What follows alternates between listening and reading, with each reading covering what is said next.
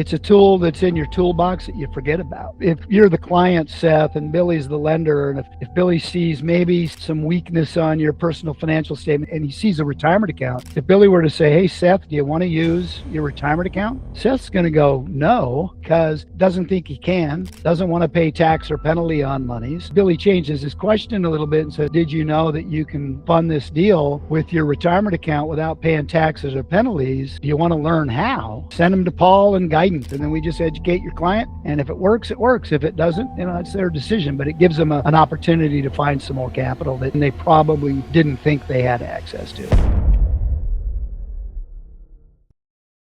Building a legacy starts with the bold decision to take a leap of faith. Behind every empire lies a foundation of grit, willpower, and the courage to take big risks. Welcome to Entrepreneurship Unlocked, where world shakers in the business world gather to share their stories. We're diving deep into the mindset of the modern entrepreneur to show you exactly what it takes to become truly unlocked. Join us in the pursuit of excellence with your host, Seth Rudin. This is Entrepreneurship Unlocked. Hey there, this is Seth Rudin with Entrepreneurship Unlocked. Thank you for joining today. I'm lucky to be joined by Mr. Paul Cook of Guidant Financial and Mr. Billy Hunley of Washington Trust. Today, we're going to introduce you to ROBS. It's a really great way to buy a business. And my name is Seth Rudin. As you know, I'm a business broker with IBA. I love to do podcasts with great partners like Billy and Paul, as well as entrepreneurs. Let's jump right into it. Paul, can you introduce yourself and Guidant to us? Yeah. Thanks for having me, Seth. Billy, good seeing you again. Paul Cook with Guidant Financial. I'm a local Northwest boy, grew up in Kirkland, Washington. I've been with Guidant Financial now for just started my 20th year helping people finance businesses. So I came out of a education and financial background, and now I'm educating clients on how they can fund their own deals. So it's been a good run for me. Great job. 2 decades. Love it. How about yourself, Billy? Yeah, thanks, guys. Yeah, so Billy Hunley with Washington Trust Bank. I'm a commercial banker. So, I've spent the better part of 25 years helping commercial clients with their credit and banking needs. Been in the industry for a long time, been a local boy, grew up in Seattle just like Paul, and looking forward to chatting about ROBS Day with you guys. And you were the Mariners bat boy. Yeah, I was. Yeah, what? About 25 years ago. Yeah. That's fantastic. Yeah. Kingdom days then, huh? It was very early in T-Mobile, Safeco back then. Okay. Yeah, it was like the second year. Yeah, so I did it for 4 years. Started in 01. Nice. So, yeah. Guys all love sports. I see your picture of Marshawn Lynch on the bus, former Super Bowl. Yeah. And Billy, I think you went to the Super Bowl, right? Yeah, the bucket list to see him win, that's for sure. Bucket list event and opportunity. Hopefully we'll get to repeat it on the Rams field this next upcoming season. That'd be great. That's right. It's in LA, I think. Yeah, that would be fun. Hey, can you dive in a little bit, Paul? People probably don't know who Guidant Financial is. How do you guys help people buy businesses and whatnot? Yeah. We were, founded in Bellevue, Washington, local company by Jeremy Dames and David Nilsson 23 years ago, I guess. And they were actually working a real estate deal together. Their wives were in real estate. And the attorney on the deal said, hey, do you guys want to use retirement dollars to fund this deal? And they they were too young. They were still in their late 20s. They didn't have any retirement dollars, but they looked at each other going, what are you talking about? And the attorney sketched out this little thing called a self-directed IRA. And so they formed a company called Guidant Financial. We started helping people understand how they can unlock their retirement accounts, and quite quickly got into more business financing versus the self-directed IRA passive side. So we help people with the ROBS funding, which we're going to talk about. We can help package up SBA loans and send them to folks like Billy when he can close on deals for us. And we do other kind of odd little one-off business financing solutions like equipment leasing, unsecured lines of credit, those sorts of things. But primarily we're a ROBS company. That's where we hang our hat. But any sort of business financing questions, if somebody has a question about it, we can help them out. So I know that IBA has worked with you for a long time. You've been a wealth of knowledge. You're very generous in your education. I think you have an education background. Yeah. I started in my role, getting out of college, I was going to go be a PE teacher and quickly realized, well, they don't make that much money. So I got into corporate training. So I was a learning and development trainer for a long time for telecommunications. And I got into the financial world, was actually doing private mortgages for quite a while. And then and hooked up here with Jeremy and David back in '06 now. Yeah, it's January of '07, so just starting the 20th year. Wonderful. Everybody's kicking at the boots. Who is this Rob guy? Tell me about Rob. Rob is not a guy, nor a gal.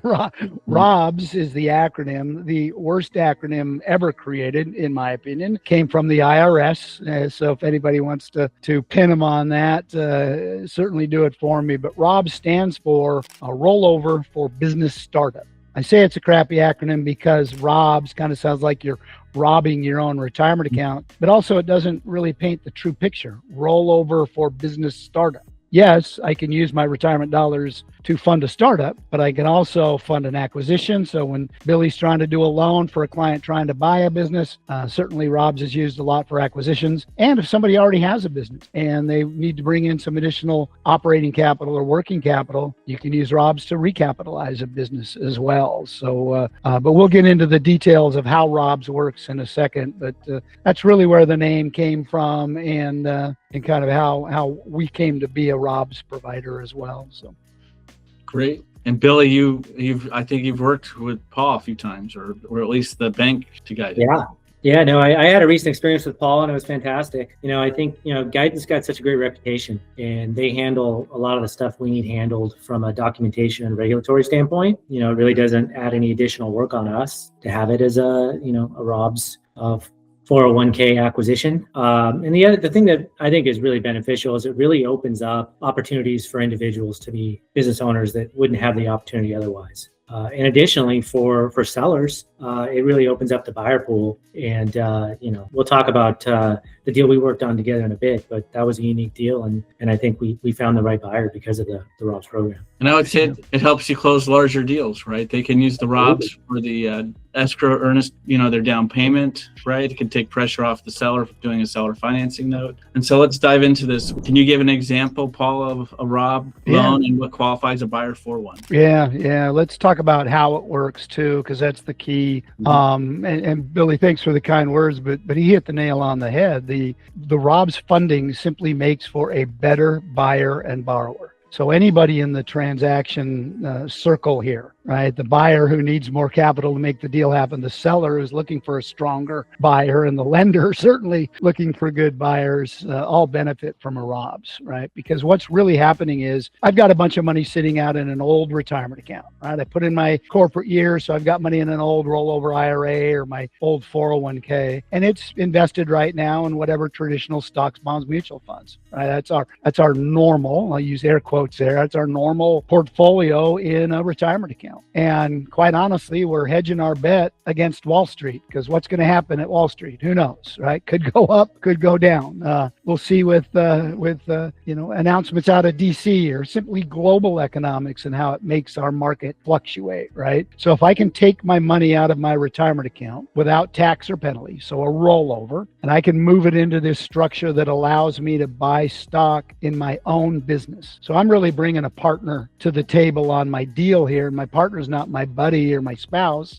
My partner is my retirement account. Me, myself, and I.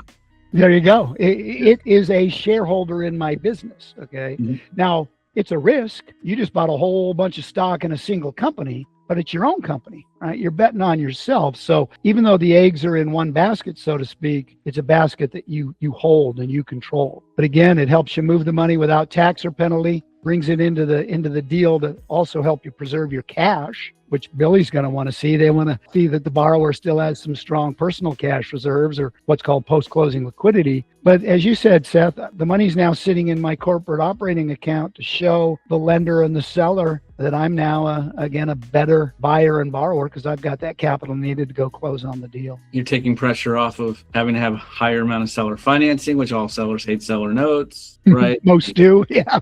Banks want to see skin in the game, although I think banks truly do like to make interest on higher principals than lower.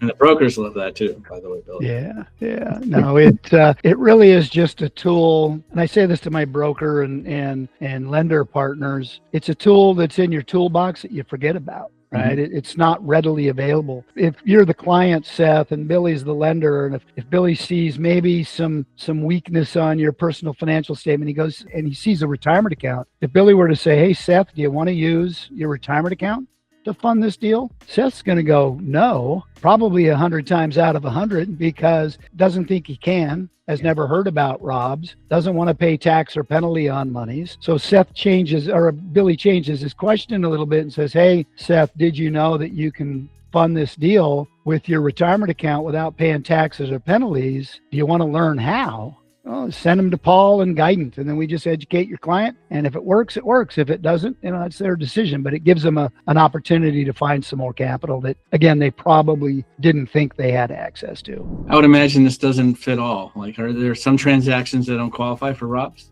Yeah, there are not many. So there's two ways to look at that. So the IRS rules, the language says, whatever you do must be considered an active operating company with the exception of the investment of capital. So you can't set this up to be like a day trader, or you can't set this up to go buy a piece of investment property and just sit on it. That's not a business. That's a passive investment. So you got to be providing some sort of product or service in exchange for payment. The only active business that currently doesn't work is cannabis industry, because that's still not federally governed, right? So that doesn't work. And the only other exceptions are type of funds. All right, there's tons of different retirement accounts out there. There's pensions and 401ks and SEP IRAs. There's all sorts of different kinds of retirement accounts. There's 3 that don't work. Okay, so it's a shorter list. You can't use an inherited IRA unless it's from a spouse, which you don't run into a whole lot. You cannot use a current employer 401k until after you quit your job. So Billy, if you've been at Washington Trust forever and the bulk of your 401k is at your current job, you got to leave in order to roll that money over. That's not my rule. That's an IRS rule for all 401k. And you cannot use a Roth IRA. So you just can't go backwards into a 401k. So those are the 3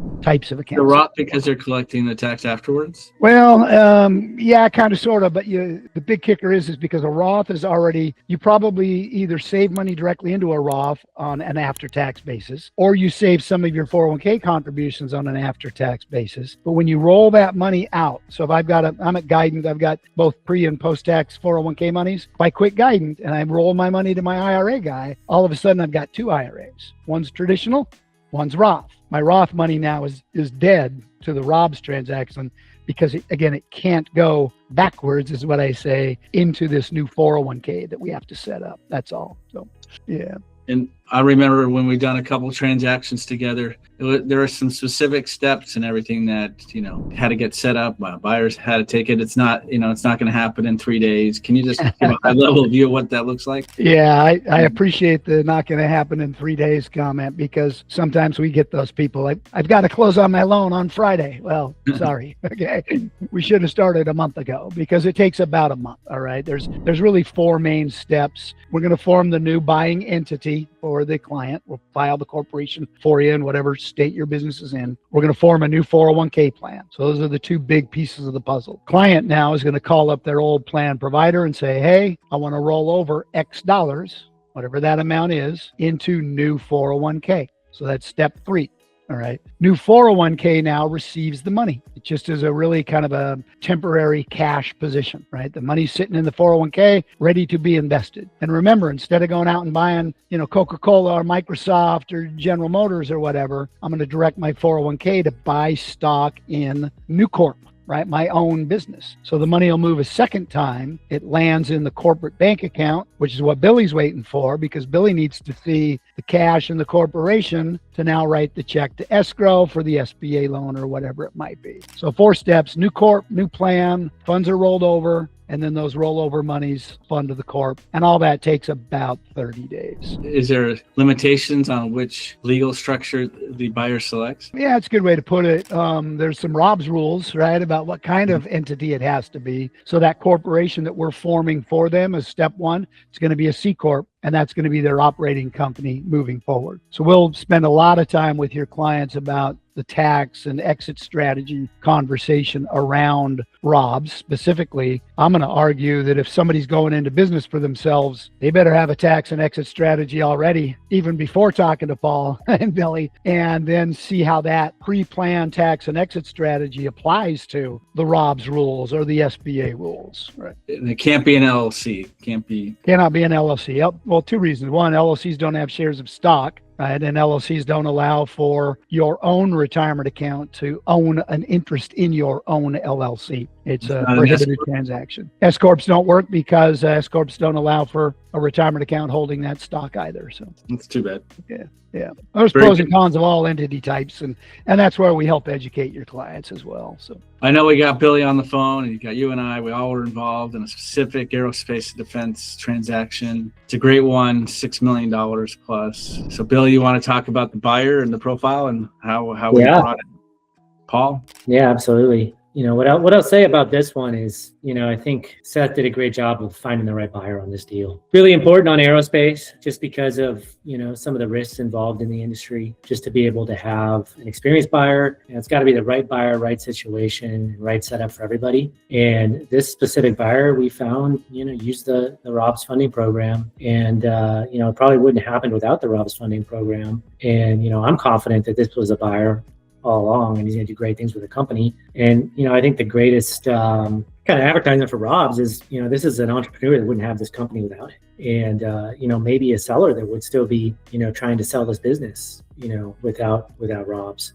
It just opens, as I said earlier, it opens up the buyer pool to so many more people. And, I think in this scenario, we were much better off with a buyer using the ROBS program that had the relevant experience to drive this company forward than a less experienced aerospace buyer that maybe had significant cash liquidity outside of ROBS, just because of the risk involved. So I know from an underwriting standpoint, we underwrote it that way. And it just gets me more and more excited to work on opportunities with ROBS funding, because, I think it brings a type of buyer to the table that you wouldn't see otherwise. Yeah, it was a fun one for us too, because, well, we're all local guys. We talked Seattle a little bit already, but this client's ex-Boeing, right? He was leaving Boeing to get into the industry he's been in forever, right? And being at Boeing forever, right, had a pretty good chunk of money in a retirement account, and it was pretty well off, from other capital resources as well. But being able to, I guess, comfortably feel like you can leave the job you've been at forever with a good paycheck and not spend every nickel of cash that you've got in your whatever checking or savings, your emergency fund, to go make this deal happen, made them feel better, right? Granted, again, I'm risking my retirement dollars to fund a business, but holy cow, I'm funding a business in an industry I've been in forever. So I probably knew a little bit about that business I was buying already. So the risk was marginal at best, and clients still had comfort level of hanging on to their cash while they transitioned into business ownership. So I'll be dumbfounded if this isn't a pretty cool success story for Seth, Billy, Paul, and especially the client as well. So we're excited to hear what happens in the next 10 years for this person. So I think he's going to do outstanding. I agree with all of you. And you guys all brought your expertise, skill, and experience, right, to the transaction and kept it on track. We were blocked by an unexpected government shutdown that went, nearly 6 weeks. That was crazy. There was a lot of stuff in the background you didn't see that barely made it past closing because of that. That was probably most frustrated person on the call was Billy with that, but we all felt the periphery of we all navigated together, right? Yeah, we did.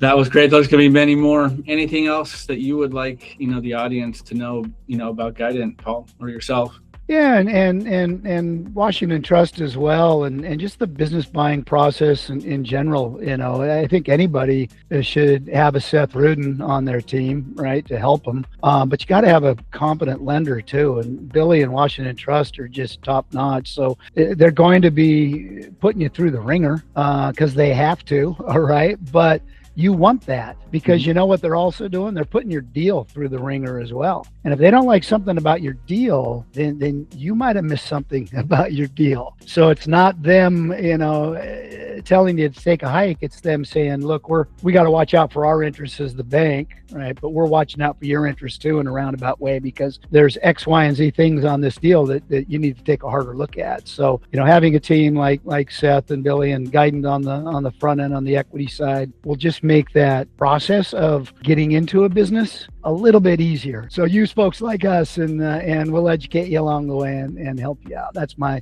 soapbox. I'll get off of it. So love it. Those very great words of advice, wisdom to those out there. How about you, Billy? Yeah, no, I appreciate both your partnerships. Excited to work with both of you on future ROBS opportunities. I think it's a great program for folks out there, and I think, ultimately this is it's a really fun time.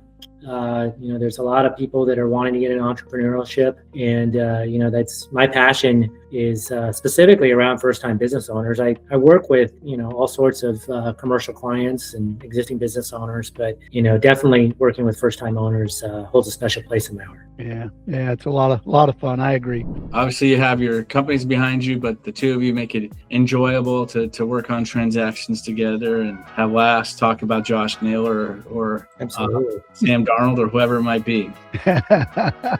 And if there's any New England Patriots fans on the call, sorry, not sorry. Sorry about it, right? Yeah. Nice. Thank you, guys. Thank you Thank both. you. I appreciate it.